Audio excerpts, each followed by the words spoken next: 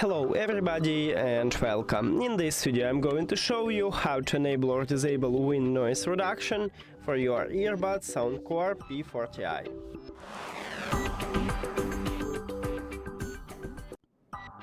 You have to start by open SOUNDCORE application and now click on your device here. And right here we have ambient sound control. So to find wind noise reduction you should click at the ANC or transparency mode. So you should use this mode.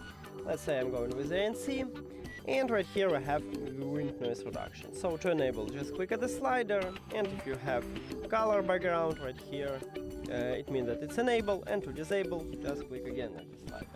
And if you use ANC, let's say, and you enable this wind noise reduction, if you swap to transparency mode, as you can see, we also use it. And if you disable it right here and we'll swap to ANC, we also disable it in another mode. That's it.